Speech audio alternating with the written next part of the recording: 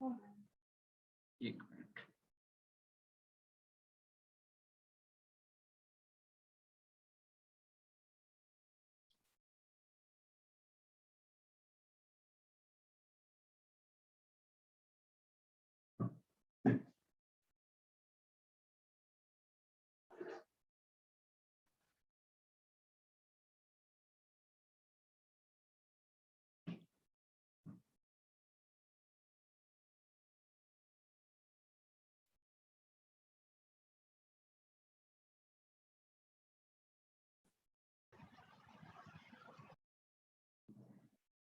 ठीक है।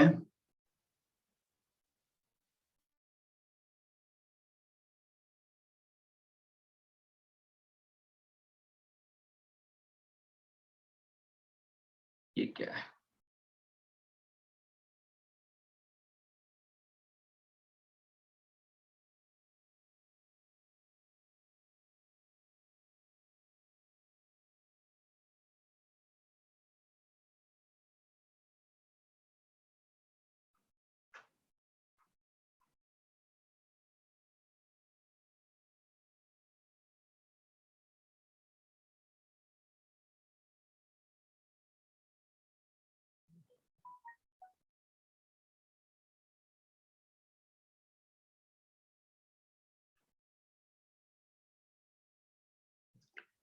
ठीक है, ये आइए।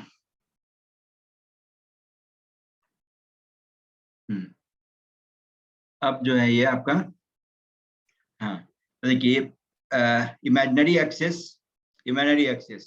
ये डायरेक्ट्रिक्स की तरह है, डायरेक्ट्रिक्स है, और ये 3,2 फोकस है।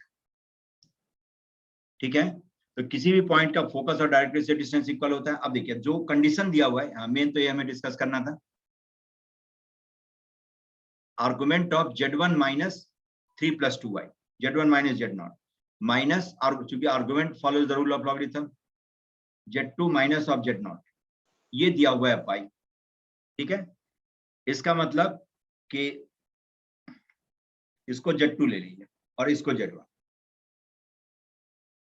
ये फोकल कॉर्ड का एंड हो। तब देखिए Z2 माइनस Z0, ये इस एरो से रिप्रेजेंट होने वाला कॉम्प्लेक्स नंबर है, इसको एंटी क्लॉकवाइज में 180 डिग्री से रोटेट करवाएं तो Z1 माइनस Z0 आ जाएगा। ठीक है, और एंटी क्लॉकवाइज में रोटेट करने से आर्गुमेंट इंक्रीजेस, तो Z2 माइनस Z0 में 180 ऐड कर दें, Z2 माइनस Z0 के आर्गुमेंट में 180 ऐड कर दें, argument of Z1 minus Z0 आ जाएगा। इसका मतलब ये जो है आपका डायमेट्रिकली सॉरी फोकल कॉर्ड का एंड है। अब देखिए, अब यहाँ पर ज्योमेट्री क्या आती है कि फोकल कॉर्ड के एंड पर फोकल कॉर्ड को डायमीटर लेकर, ठीक है, फोकल कॉर्ड को डायमीटर लेकर एक सर्कल ड्रॉ करें तो that circle will always touch directrix.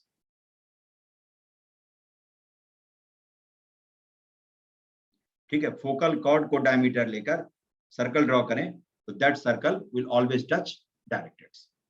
ठीक, तो इसका मतलब Z2 और Z1 को डायरेक्ट्रिक्स के जो पॉइंट ऑफ कांटेक्ट है वहां से ज्वाइन करें तो ये 90 डिग्री बनाएगा, और बाहर के किसी पॉइंट से ज्वाइन कर दें तो 90 डिग्री से कम।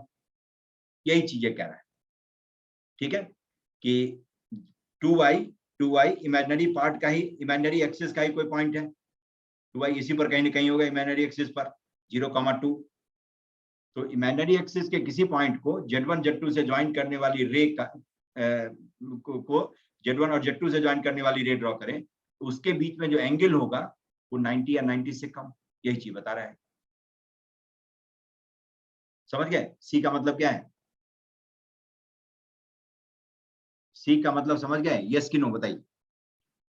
कि इमेजिनरी एक्सिस का कोई पॉइंट 0,2 है ना, उसको Z1 Z2 जो फोकल कॉर्ड का एंड है उससे ज्वाइन करने वाली रे के बीच में एंगल कहता है 90 या 90 से कम है।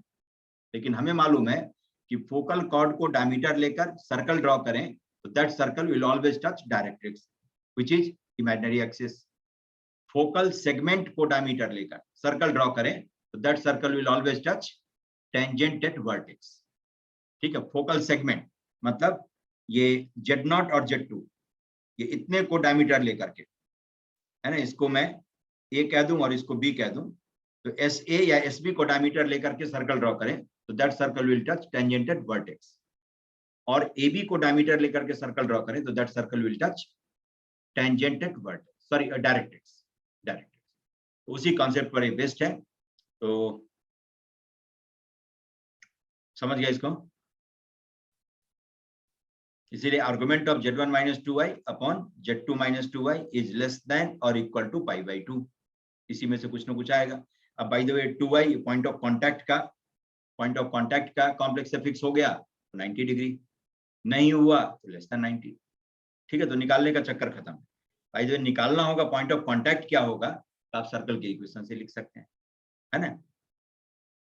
तब z1 z2 देना होगा, तब z1 z2 दिया नहीं है, क्या है नहीं है, इसीलिए नहीं पूछा कि 2i पर 90 डिग्री बनाएगा कि कम बनाएगा। समझ गया इसको? यही ए और सी ये तो सही है आपका। 2i पे तो 90 बनाएगा ना सर, फुटा हुआ कहां पर 90 बनाएगा? 2i पर कब 90 बनाएगा? जब z1 ये 2i उसके पॉइंट ऑफ कांटेक्ट का कोऑर्डिनेट, जब सर्कल ये वहीं पर टच करे,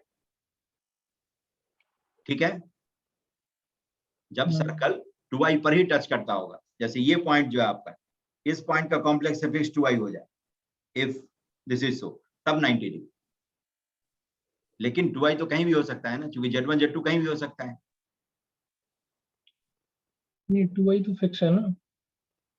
2i फिक्स है, लेकिन z1 z2 फिक्स है नहीं है। वो वेरी करना कर्व पर तो कोई भी पॉइंट हो सकता है, फोकल कॉर्ड का, किसी भी फोकल कॉर्ड का एंड हो सकता है ना। वो नहीं दिया है तो इसीलिए 2i पर ऑप्शन है कि 2i can be point of contact और any point lying on directrix. तो जब पॉइंट ऑफ कांटेक्ट है तो 90, other than point of contact है तो लेस देन 90। जी सर। ठीक, 10th तो हो गया होगा? हाँ सर। 10th हुआ कि नहीं हुआ? हो गया सर। हो गया सर। हाँ, 2-3 बार डिफरेंशिएट करेंगे तो आ जाएगा, एक बार में नहीं आएगा, एक बार में कच्चा पक्का आएगा, 2-3 बार डिफरेंशिएट करेंगे तो।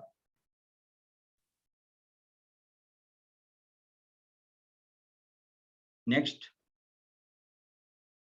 ये बताइए, इन तीनों में फर्स्ट हो गया सर? फर्स्ट बता दीजिए। फर्स्ट में देखिए, ये f has a continuous derivative for all x belonging to set of real number, ये तो सही बात है, क्योंकि नॉन जीरो के लिए डिफरेंशिएबल है ही, x नॉन जीरो कुछ भी हो, इसको डिफरेंशिएट करके x रखेंगे तो कोई ना कोई यूनिक वैल्यू आएगी। जीरो पर ये डिफरेंशिएबल है, क्यों है? तो जीरो पर डेरिवेटिव आप निकालते हैं तो देखिए, एक डेरिवेटिव मैं लिख देता हूँ। सर पहला ऑप्शन फिर से बताइएगा एक बारी।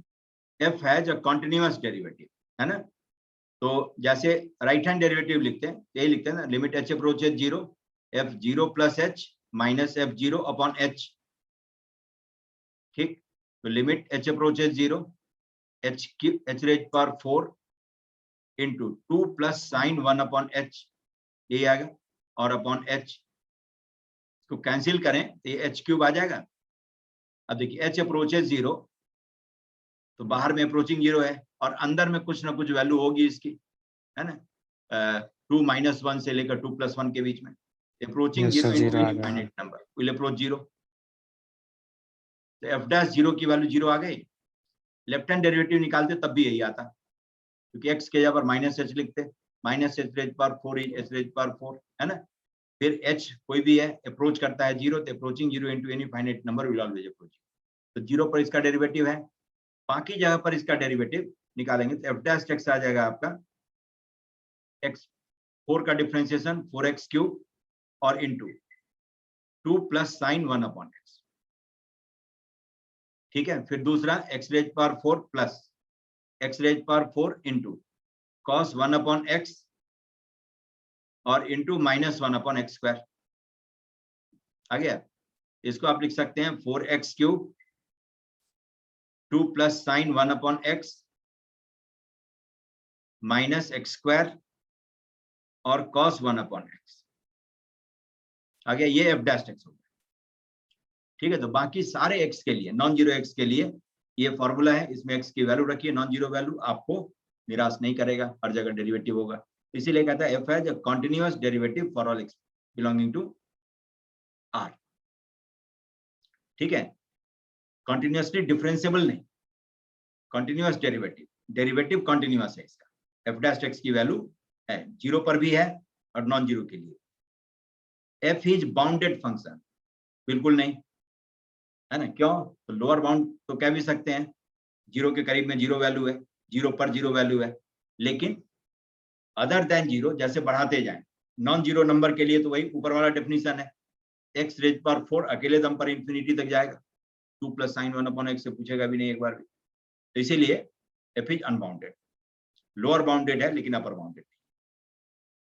ठीक, अब लोअर बाउंडेड है, यही बताता है कि f is a global minimum at x equal to 0, zero से कम वैल्यू इसकी नहीं होगी, इसकी वैल्यू कभी नेगेटिव हो ही नहीं सकती, ये भी सच्ची बात है, इसलिए global minimum at x equal to 0। अब देखिए f double dash is continuous, no, अब इसको डिफरेंशिएट करके देखिए f डैश x को, तो यहां पर आपको जब cos 1/x को डिफरेंशिएट करेंगे तो x स्क्वायर खत्म हो जाएगा, है ना, दिख गया होगा, बाकी सब जगह ठीक है, लेकिन यहाँ पर x square cos 1 upon x, इसको डिफरेंशिएट करेंगे तो अकेला sin 1 अपॉन x छूट जाएगा जब cos 1 अपॉन x को डिफरेंशिएट करेंगे, और sin 1 अपॉन x की वैल्यू क्या होगी वो कोई नहीं जानता है, कुछ ना कुछ होगी, लेकिन क्या होगी नहीं बताया जा सकता, तो इसीलिए f डबल डैश x की कंटिन्यूटी नहीं बताई जा सकती। समझ गए कि जब डबल डैश x में इसको डिफरेंशिएट करेंगे, इस पार्ट को सिर्फ मैं डिफरेंशिएट कर देता हूँ, -2x cos 1 अपॉन x, ठीक है, फिर -x square into sine 1 upon x and times -1 upon x square, ये गया, अब अकेला साइन 1 अपॉन x रह गया, जिसकी वैल्यू कुछ भी हो सकती है, -1 और 1 के बीच में कुछ ना कुछ होगी, लेकिन क्या होगी कोई नहीं जानता, इसलिए डी ऑप्शन गलत। ठीक है, यहां तक पहुंच गए सुरक्षित? आप बताइए नेक्स्ट 12 हो गया सर। हो गया, 13 हाँ सर, ये भी हो गया सर। ये भी हो गया, क्या है?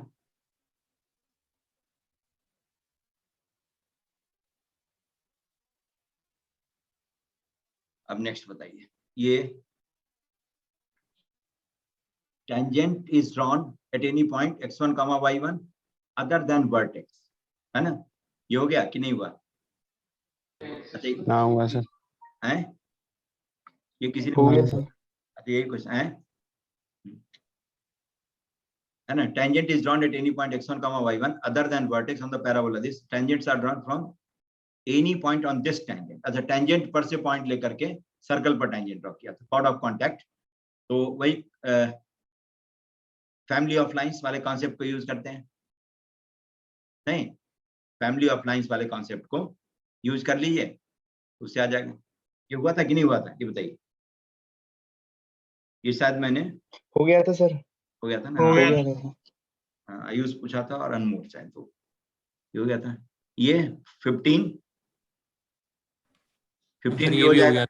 हाँ, ये देखिए x है ना, x4 plus x square plus 1, इससे फंक्शन ही आ जाएगा, क्योंकि इसका एक factor x square plus x plus 1 होगा, है ना, जो कि नॉन जीरो है, तो डायरेक्टली फंक्शन ही आ जाएगा, fx -1 और अपॉन fx प्लस 1, है ना, ये आ जाएगा आपका x square minus x plus 1 और upon x square plus x plus 1, यही आ जाएगा, क्योंकि इसका दो फैक्टर होगा, ये x square plus x plus 1 और x square minus x plus 1, तो फंक्शन आ गया, बाकी सब काम कर लीजिए।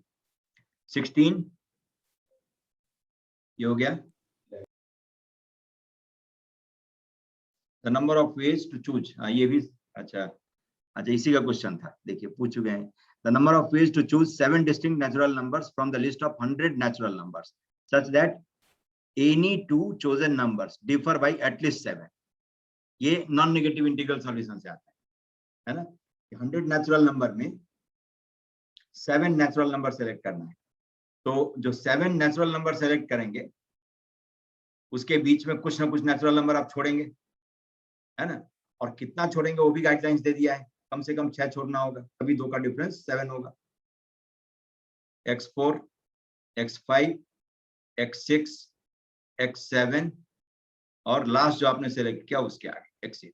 ये 7 नंबर है, 1 2 3 4 5 6 और 7। मतलब पहला जो नंबर सेलेक्ट किया उसके पहले कुछ आपने छोड़ दिया होगा, पहले और, है ना, पहले और दूसरे के बीच में कुछ छोड़ दिया होगा। तो ये x1 x2 ये सब जो है नंबर ऑफ नंबर्स लेफ्ट, मतलब it did not include in the selection. x4, x5, x6, x7 और प्लस x8, है ना।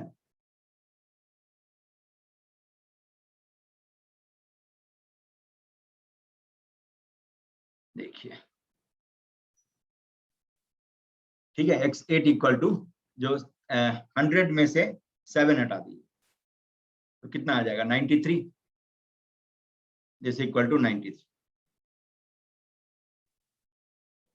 सर समझ नहीं आप कर क्या रहे हैं, थोड़ा आराम से बता दीजिए। आराम से ही बता रहे, मार्कर ही नहीं चल रहा है, देख रहे हैं। सर अब तो कल करा दीजिएगा 2 बजे। हाँ कल ही कर लीजिएगा इसको। देखिए 100 इसका मैं बता देता हूँ, ये मैं बता चुका हूँ, है ना, कि 100 नेचुरल नंबर्स है, इसमें से 7 नेचुरल नंबर सेलेक्ट करना है और हर 2 सेलेक्टेड नंबर के बीच में कम से कम 7 होना चाहिए, 7 का डिफरेंस 7 होना चाहिए। और डिफरेंस 7 होने के लिए, जैसे डिफरेंस 5 होने के लिए, ठीक है, इन दोनों नंबर के बीच में 3 गैप होना चाहिए। समझ गए, इन दोनों नंबर के बीच में 3 गैप होना चाहिए, तब जाकर के दोनों का डिफरेंस ये 5 होगा। इसी लॉजिक पर कितना नंबर बीच में छोड़ना है जिससे कि डिफरेंस मल्टीपल ऑफ 7 हो जाए, डिफरेंस एटलीस्ट 7 हो जाए, 7 हो जाए, 8 हो जाए, 9 हो जाए, लाइक दिस। ये कह रहा है any 2 chosen numbers differ at least by 7 can be expressed as NCR। तो इस तरह से जो सिलेक्शन आप करेंगे उसका टोटल नंबर कहता है NC7 के फॉर्म में लिखा जाएगा और उस NC7 में n की वैल्यू निकालिए और n की वैल्यू जो भी आएगी उसके हिसाब से आपको इसका जवाब देना है। n साइज 64 आता है ना, n 64 आता है, तो n has exactly 1 prime factor 2 ही है और n इज डिविजिबल बाय 32। ठीक है, समझ गए। तो इस पर जरा इसको करके आइए, फिर अगले दिन आगे की कार्रवाई करता हूं, है ना। तब तक दूसरी क्लास भी होगी। ठीक, कल मिलते हैं, कल फिर इसी क्वेश्चन के साथ आगे बढ़ेंगे, फिर आगे की कार्रवाई करेंगे।